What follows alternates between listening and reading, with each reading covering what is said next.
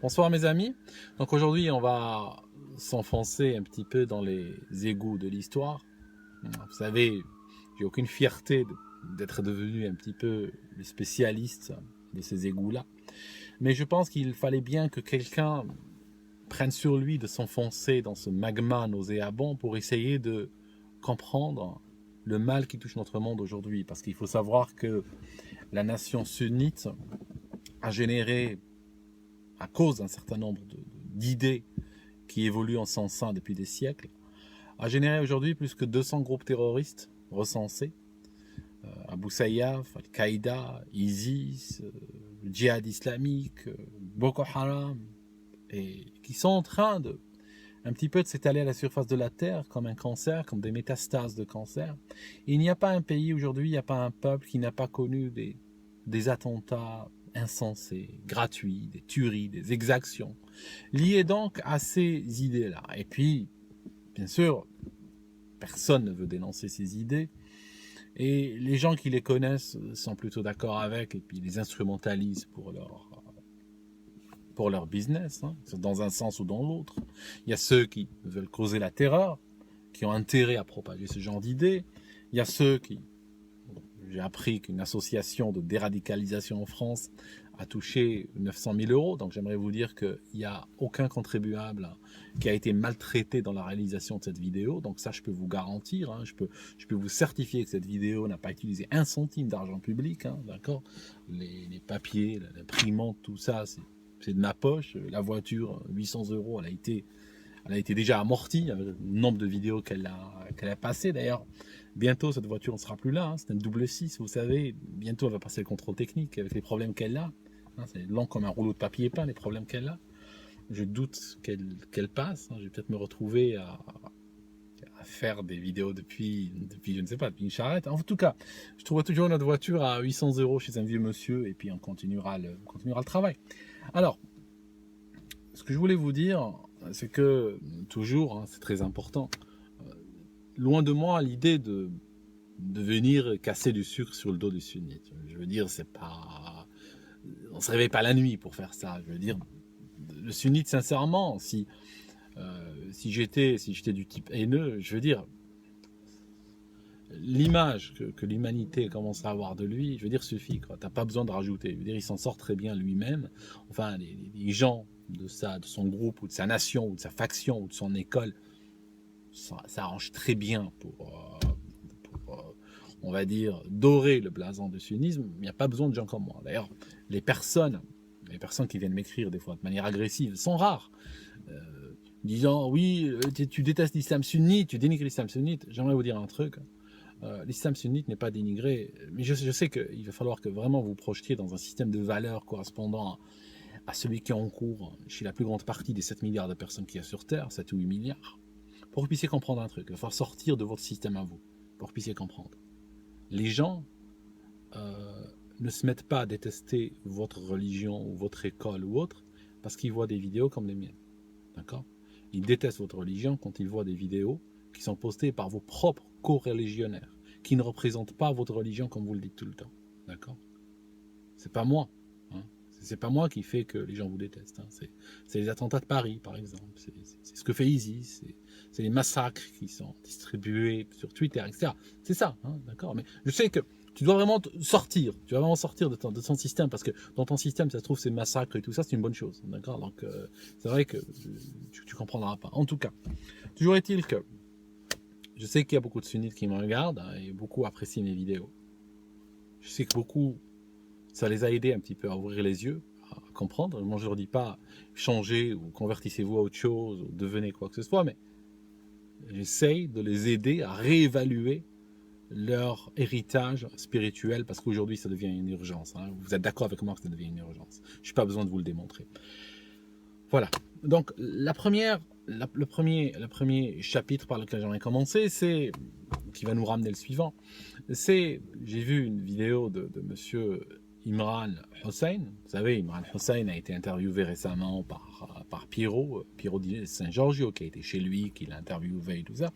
Ils ont parlé religion et tout. C'est un cher sunnite, mais pour lequel j'ai du respect. Je suis pas d'accord avec lui sur plein de choses, mais j'ai du respect pour lui parce que c'est un homme, malgré tout, c'est un homme de paix, c'est un homme qui cherche à professer une parole de raison parmi ses ouailles, et ils lui rendent très mal pour certains. Donc,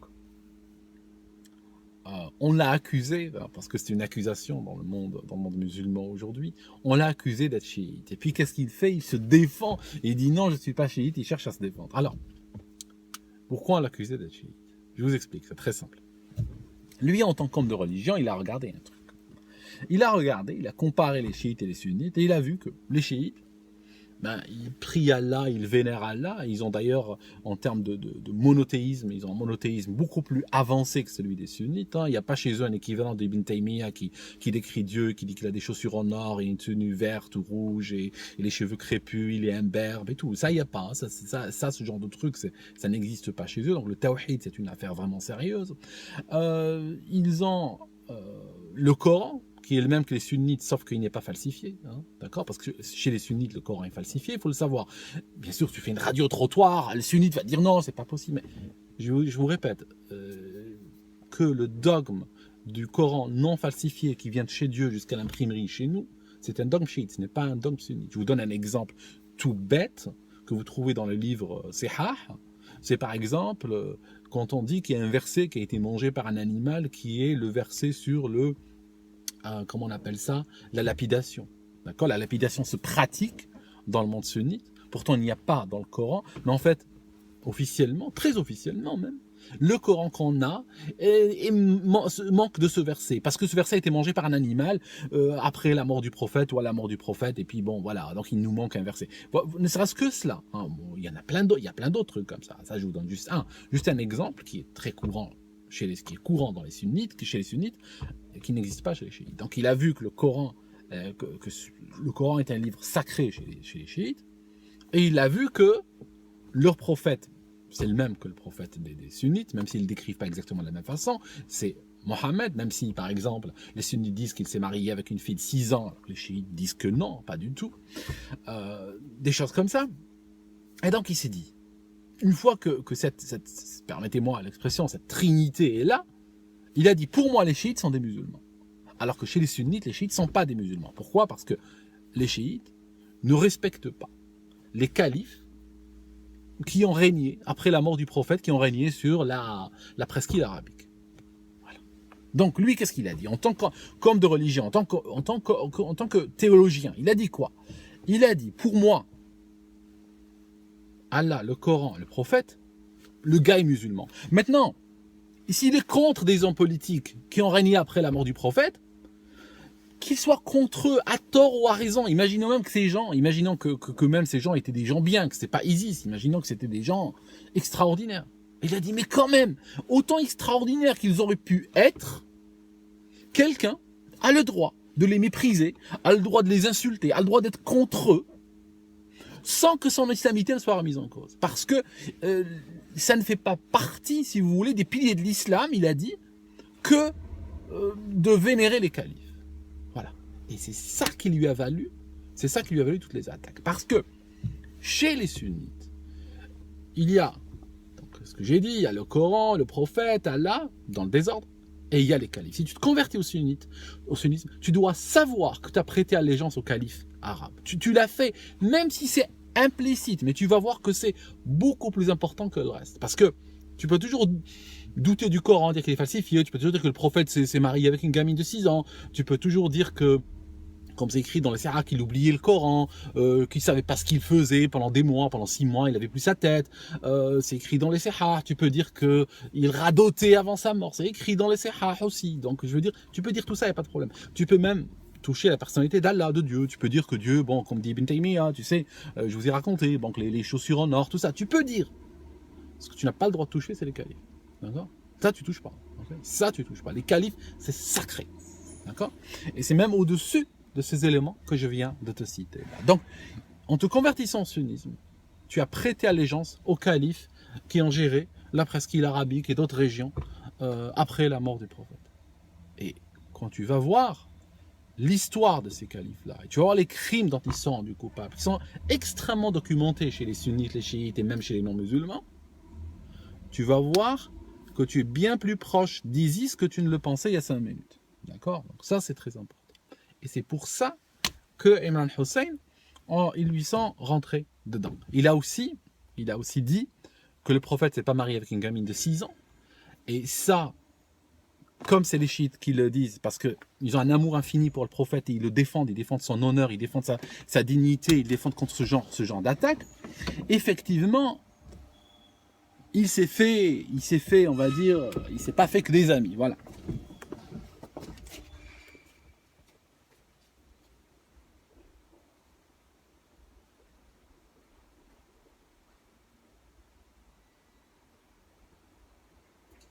Donc, je disais que, bon, n'ayant pas 900 000 euros, je dois malheureusement courir pour allumer la lumière. Alors, je disais que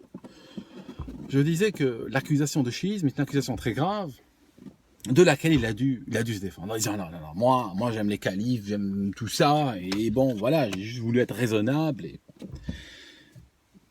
c'est malheureusement, vous avez compris, je n'ai pas besoin de rajouter une couche. Alors, aujourd'hui, j'aimerais vous lire un truc.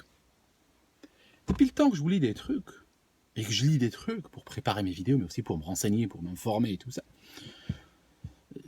j'ai empilé des fois des quantités, quand je dois aller les détruire, c'est énorme. Des fois, j'ai des couffins entiers de documents que j'imprime. Et puis, il y a des gens qui me disent, mais avec tout ce que tu lis, t'as pas peur de te radicaliser ou un truc comme ça? Mais en fait, mais non, mais pas du tout, mes amis. Au contraire, je pense que si vous voulez déradicaliser les gens, il ne faut pas leur dire, ne lisez pas ces choses-là. Au contraire, il faut utiliser leur penchant naturel. Tu veux lire ces choses-là? Moi, je vais te faire lire ces choses-là, jusqu'à ce que tu en vomisses. Mais je vais te faire lire les bonnes pages, les bons livres. Je vais te donner les bonnes sources. Et tu vas voir comment tu as roulé pendant des siècles, comment on a roulé tes parents, tes grands-parents, comment on vous a vendu pieds et mains liés, comment on vous a vendu aux sultans, aux émirs, aux califes, à tous ces moustachus qui ont géré le monde musulman. Voilà. Hein, parce qu'ils ont besoin de ta vie, ils ont besoin de toi, ils ont besoin de toi crever pour leur ramener plus de terrain, plus d'argent, pour qu'eux, ils se dépensent avec. D'accord? Mais on va voir. Mais je pense qu'il est important que les écoles, que les imams, que les gens qui cherchent à instruire les musulmans sur l'islam, qu'ils fassent leur travail, bon Dieu. Je veux dire, ils passent je ne sais pas, ils font par exemple la prière du vendredi, ils font 56 prières de vendredi par an au bas mot. Ils n'abordent jamais les vrais sujets. Je vais dire, comment les gars? Faites votre travail, regardez. Je ne suis pas en train de vous dire, ne parlez pas d'islam ou n'informez pas seul. Au contraire, je suis en train de vous dire, faites-le. D'accord? Juste faites-le. Okay. Ça, c'est un point important. Deuxièmement, je voulais vous dire un truc avant de continuer. Ce point est important. Il faut faire gaffe. Il faut faire gaffe quand vous regardez mes vidéos. Il y a un travers auquel j'aimerais vous rendre attentif. Je vous explique. Par exemple, je vais vous faire des vidéos plus tard où je vais parler de l'histoire des salafistes. Mais quand tu vas écouter ces vidéos, tu vas en savoir trop sur le salafisme. Même plus que beaucoup de salafistes lambda. Parce que le salafiste lambda, c'est qui? En vérité, si on veut le définir. C'est juste un gars qui un jour a croisé dans la rue, dans un café, a croisé des copains de lycée, portait une tenue un peu spéciale, il l'a entraîné à leur mosquée, il a trouvé qu'ils étaient sympas, il a commencé à s'habiller comme eux, il les fréquentait, parler comme eux, et puis c'est tout. Voilà. C'est plus social qu'autre chose. Ça signifie le gars, il a signé un chèque en blanc, mais il sait pas quoi il a signé un chèque. Hein. C'est comme le type qui se balade avec un drapeau nazi dans le train, comme ça, au milieu de l'Europe. Je veux dire, avec une bonne conscience, il sait même pas ce que ça veut dire. Tu lui demandes, tu sais ce que ça veut dire, il dit non, je trouve une rencontre, je trouvais sympa, je l'ai acheté. D'accord? C'est tout. Je veux dire, c'est de ce niveau-là. Donc, il faut faire gaffe. Il faut utiliser, et même pour le reste, pas que pour les salafistes, pour tout le reste, il faut pas utiliser ce contenu-là pour juger le gars de base, le gars lambda. Très souvent, lui, il ignore tout ça. Il faut l'utiliser pour juger leur tête pensante, les gens qui les manipulent. C'est ça, c'est à ce niveau-là qu'il faut travailler. D'accord? Ça, c'est important. Aujourd'hui, on va parler d'un livre, on va faire un petit peu de lecture. Alors, un truc, le livre s'appelle Le livre est de Ibn Imad, ok. Et il s'appelle Shadarat al-Dhahab fi akhbari man dhahab. Alors ça veut dire quoi? Ça veut dire c'est les pépites au sujet des gens qui sont partis, donc des gens qui sont morts. C'est un livre d'histoire en fait. Il a été écrit par Ibn Ibad al-Hanbali. C'est quelqu'un qui vivait à Damas et il est c'est un Hanbali, donc il appartient à la doctrine de Hanbali, si vous voulez, c'est tout. Ce gars a écrit un livre d'histoire et c'est raconté de manière chronologique. Donc il va prendre je voulais dire un truc sur les Hanbalites, mais je me suis interrompu. Si vous voulez, c'est ce groupe-là, d'accord, qui est le plus proche, si vous voulez, du salafisme. D'accord. Donc le gars, il n'est pas un salafiste parce qu'à l'époque où lui, officier, on parlait, c'est pas encore si bien organisé, mais je cherche à vous dire qu'il est proche de cette mouvance-là, mais en tant que plus précurseur qu'autre chose. Mais bon, je voulais pas trop détailler sur ce point-là, c'est tout. Alors, il va parler donc des califes. Et c'est quelqu'un, comme tout Hanbalite qui se respecte, enfin, pas Hanbalite seulement, chaque sunnite qui se respecte, c'est quelqu'un qui a une admiration infinie pour les califes. Donc c'est quelqu'un de leur camp qui en parle. Donc ce n'est pas quelqu'un, on va dire, qui veut les critiquer, qui veut les casser, genre un chiite qu'on peut accuser, il fait feu de tout bois pour casser le calife. Non, c'est quelqu'un qui est très pro-califat, mais on va faire un petit peu de lecture pour comprendre. Alors, je prends donc je suis au tome 2 de ce livre, hein, le livre des pépites, je suis au tome 2. Et là, on va arriver à l'année 101, d'accord? L'année 101, d'accord? 101, c'est 101 de l'Hégire, si vous voulez. Donc, on est à peu près, grosso modo, 90 ans après la mort du prophète, sachant que le prophète est mort en l'an 10 environ de ce calendrier-là. Donc là, on est à peu près 90 ans, à peu de choses près, hein, parce que les années lunaires sont un peu plus courtes que les années solaires, mais bon, vous comprenez. Alors, il dit, je lis en arabe et je vous traduis, في رجب منها توفي الخليفة العادل أمير المؤمنين وخامس الخلفاء الراشدين أبو حفص عمر بن عبد العزيز. Qu'est-ce qu'il nous dit? Là, on apprend un truc extraordinaire. Il nous dit que durant cette année, au mois de Rajab, qui est un des mois lunaires, l'émir des musulmans, encore ça c'est, alors pratiquement tout ce qui arrive au pouvoir s'appelle l'émir des musulmans, et le 5e des califes bien guidés, Omar ibn Abd al-Aziz, est mort. Ah, 5e des califes bien guidés. Moi, je pensais qu'il n'y en avait que 4. Et en fait, là, on a Khamisou, je vous le montre, hein, en arabe, comme ça on ne m'accuse pas d'escamoter de l'information. Le 5e calife bien guidé. D'accord?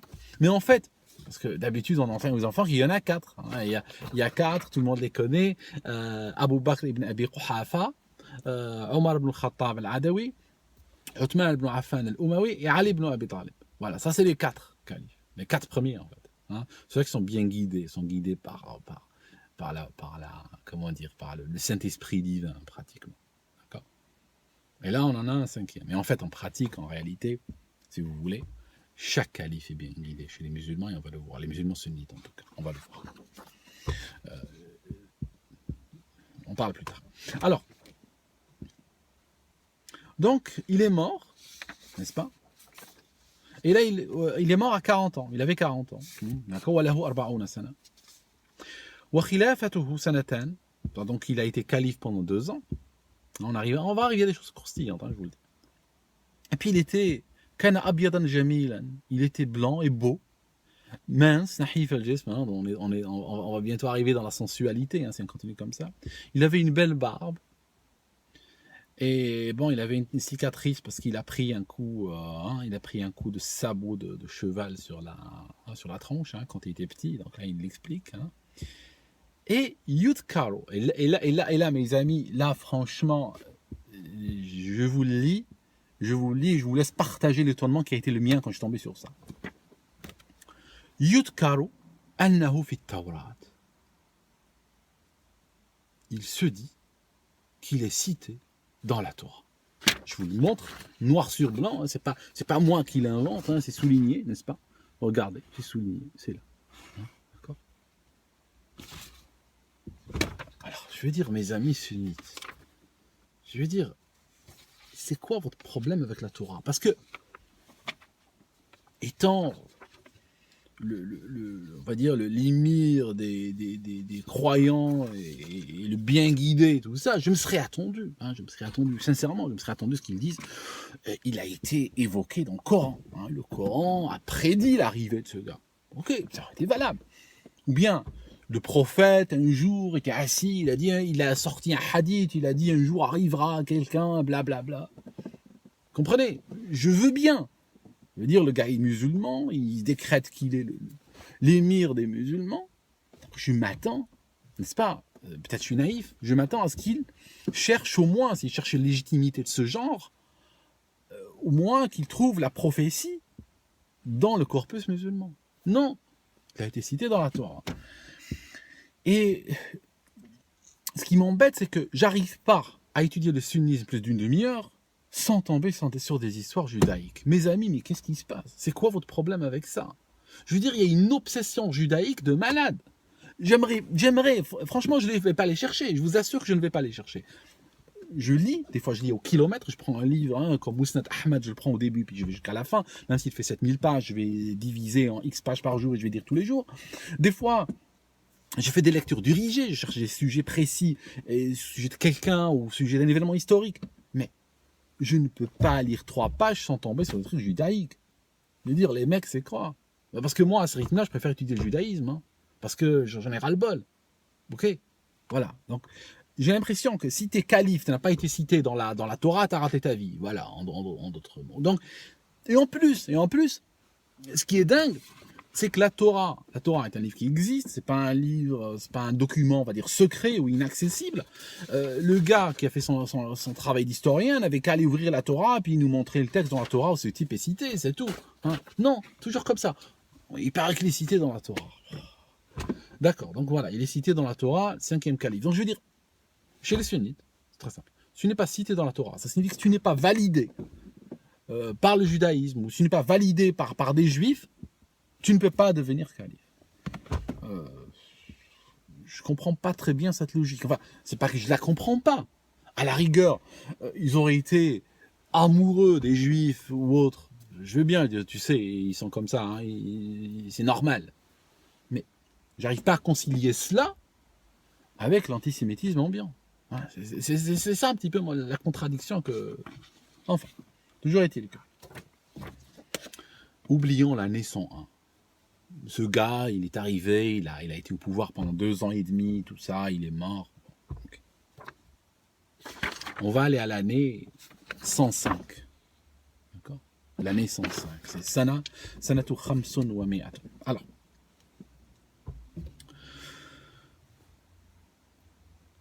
là, il nous parle du calife qui a remplacé ce calife-là qui est mort. Ce calife-là est mort en 101. Il a été remplacé par un calife. Et ce calife a duré pendant 4 ans, il est mort en l'an 105. Donc il est en train de parler de lui.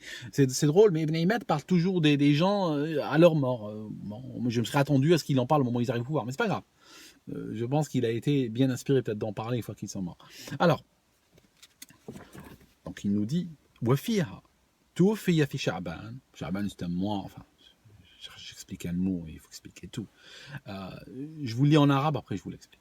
وفيها توفي في شعبان منها الخليفة يزيد بن عبد الملك بن مروان. Donc, le calife Yazid ibn Abd al-Malik ibn Marwan est mort au mois de Sha'ban. D'accord? De cette année-là. Il est mort à 34 ans. D'accord? Et il a été calife pendant 4 ans et 1 mois. Il était blanc, gros et dépensier.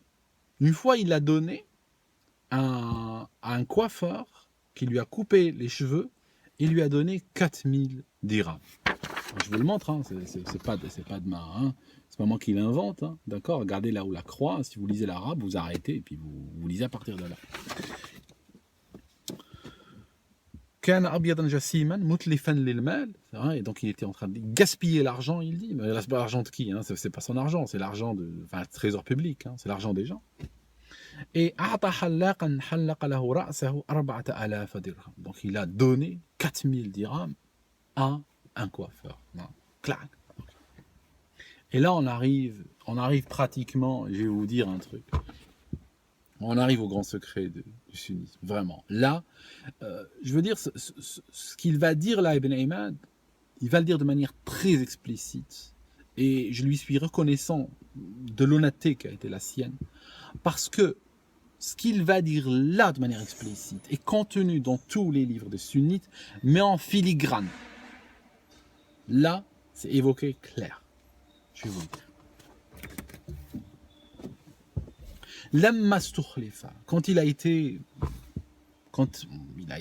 mis en tant que calife, érigé en tant que calife, si vous voulez.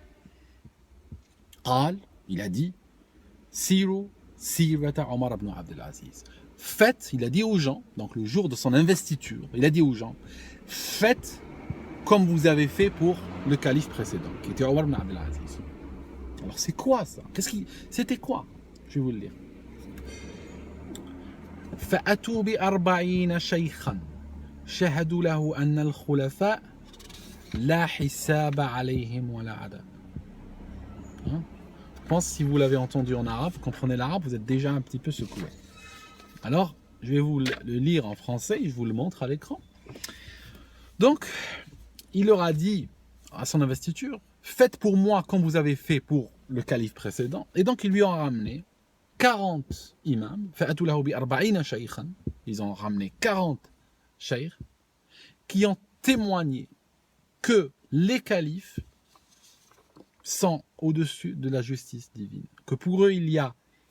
Parce que vous savez, il y a un truc il y a un point super important dans l'islam, c'est un point de doctrine ultra important, sans ça, il n'y a pas de religion. C'est que il y a al-hisab ou al-iqab, ou al-hisab ou al-adab, comme tu veux. Je vais traduire ça en français, avec les mots qui me viennent à la tête, c'est les comptes et le châtiment. Ça signifie que chaque humain qui vit sur terre a ce qu'on appelle une sorte de compte chez Allah, chez Dieu. Et donc Dieu va compter ses bonnes et ses mauvaises actions. Et puis un jour, il devra se présenter avec ce carnet ou avec ce cahier ou peut-être avec ce volume devant Dieu et répondre de ses actes. D'accord ? Être récompensé pour le bien et être châtié, être puni pour le mal. Ça, c'est classique. Sans ça, tu n'as plus de religion. C'est fini. Même si toi, tu veux créer une religion demain, tu es obligé de trouver un truc de ce genre. Parce que c'est essentiel dans l'islam que les gens pensent qu'un jour, ils vont se présenter devant Dieu et que leurs mauvaises actions, ils vont les payer.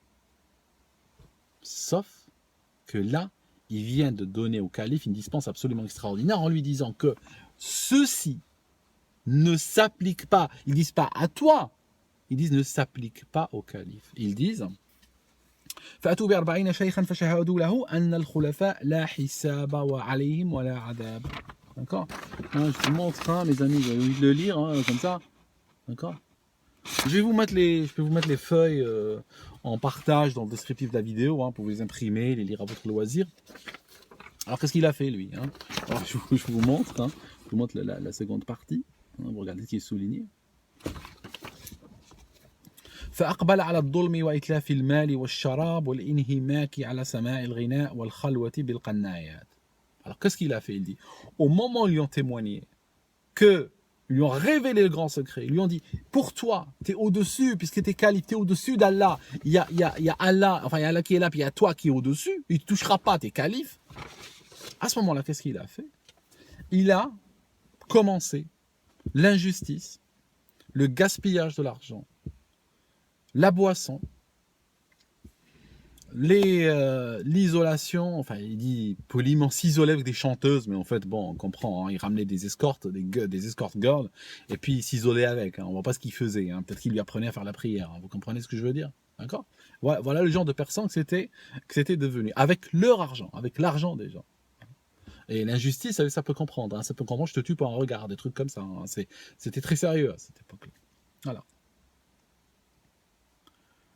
Et il dit, parmi il dit parmi il y avait une esclave qui s'appelait Hababa qui possédait, qui occupait complètement tout son cerveau. Et donc elle lui chantait, il aimait bien lui chanter. On imagine la suite, hein, d'accord.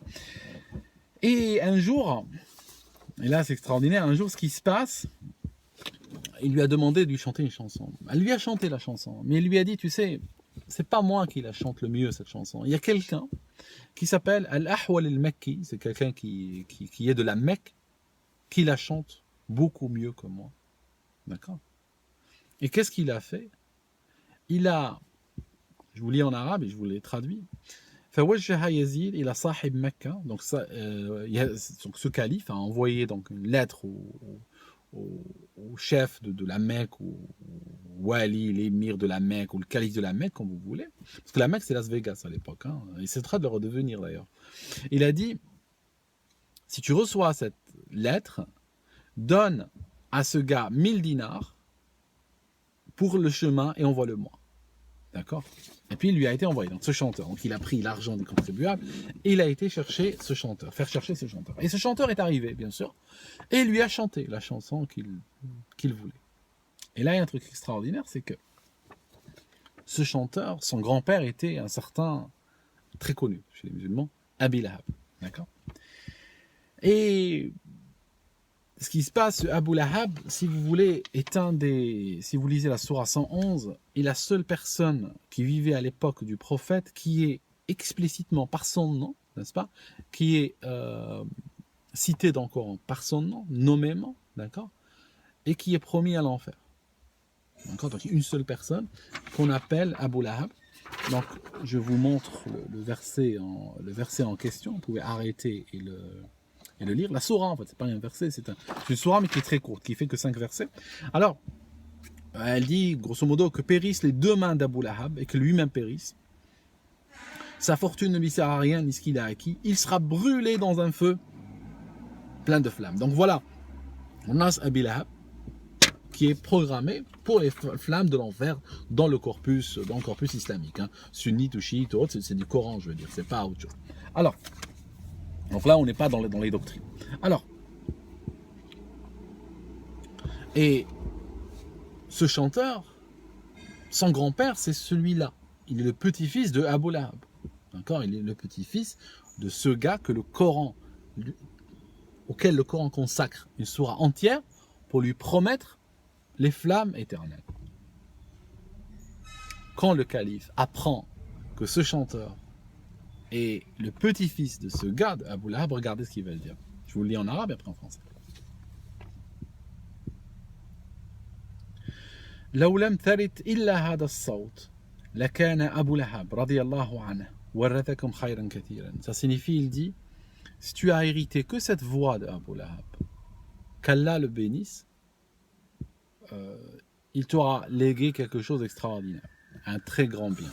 Je vous la montre, d'accord? Donc, on a un calife qui est en train d'apporter sa bénédiction à quelqu'un que le Coran promet à l'enfer. Donc, je veux dire, en tant que musulman, c'est déjà quelque chose d'assez intéressant de voir un calife dont je savais qu'il était au-dessus. Hein, on a su qu'il était au-dessus de quoi? Il était au-dessus d'Allah. On voit aussi qu'il est au-dessus donc de l'écriture du Coran, n'est-ce pas? Et donc, faqal, donc il y a quelqu'un qui va dire, Ya Amir al-Mu'minin, il dit l'émir des croyants, Inna Abu Lahab mata kafiran mu'diyan li Rasulillah. Il disait que il est mort, il était un kafir et il était de ceux qui faisaient du mal au prophète. Et qu'est-ce qu'il répond le calife? Il aurait pu plaider l'ignorance, mais non, il dit Qad a'lamu ma taqul, je sais ce que tu dis. D'accord? Je sais ce que tu dis. Non, je sais, mais moi je suis calife, d'accord?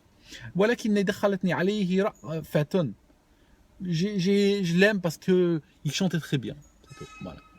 Donc on a l'opposition ici d'une sourate coranique à quoi? Au fait que le gars chante bien, Bon voilà, moi j'aime bien ce qu'il chante, tu sais, bon, tu me dis que le Coran et tout, mais bon, j'ai rien à foutre, hein, le gars il chante bien, qu'Allah le bénisse.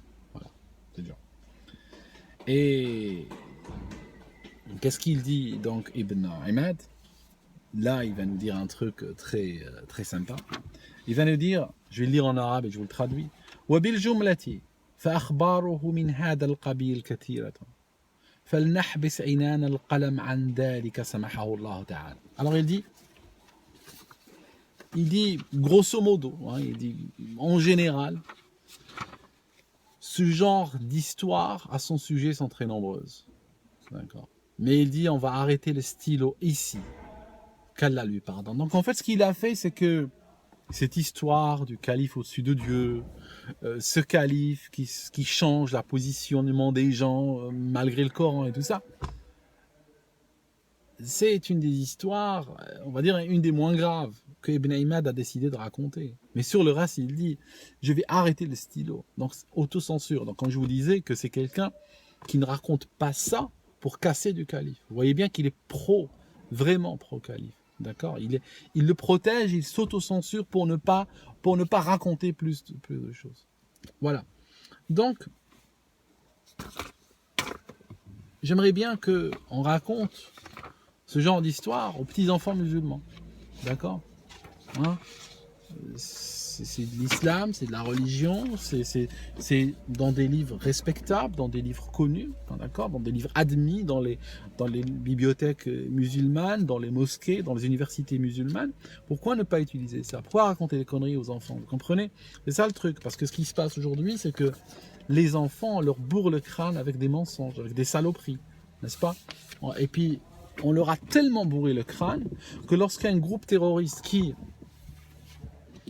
génocide, qui détruit les traces anciennes de l'humanité, qui vend des humains dans des cages, qui redouble d'ingéniosité pour trouver des méthodes cruelles de mise à mort, qui, je vais dire, qui a choqué l'humanité aujourd'hui. Quand ce groupe terroriste est arrivé, il a suffi qu'il utilise le mot califat pour que des dizaines de milliers de musulmans abandonnent famille, travail, patrie, tout pour aller le rejoindre et participer. D'accord ?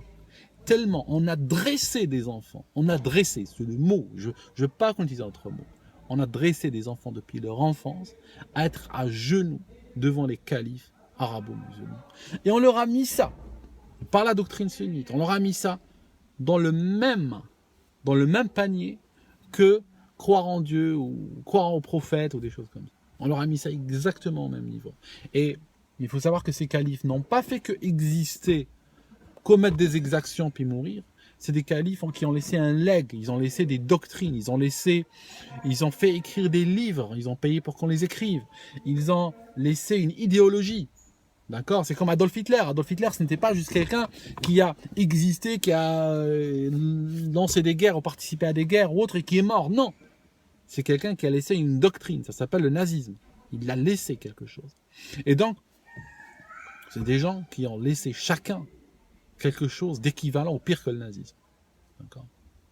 Et par le respect, par la vénération que les musulmans sunnites ont de ces gens-là, eh ben, l'idéologie qui est la leur ressort dans la société musulmane sous forme de ISIS, Al-Qaïda, Abu Sayyaf, Boko Haram, Jeyya, Al-Nusra. Comprenez ce que je veux dire? C'est ça. C'est exactement ça. Mais voilà, je veux dire, c'est pas plus compliqué que ça. Voilà. Donc, c'était juste une plongée dans les égouts de l'histoire. Aldostérone, n'est-ce pas? Depuis ma voiture qui est en train de me lâcher doucement. Attends, vous me direz, il n'y a pas besoin de rouler pour enregistrer des vidéos. Hein. Je peux le laisser juste là sous forme de carcasse et puis utiliser comme studio. Enfin,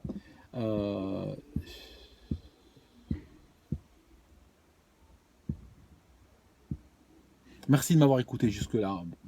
Je me sens le devoir de partager ça avec les gens. Voilà, j'espère que ce sera utile à ceux qui l'ont écouté.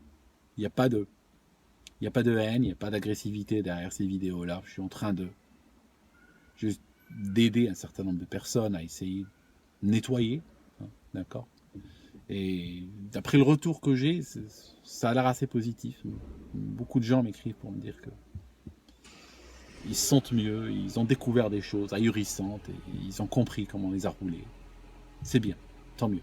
Essayez de partager vous aussi.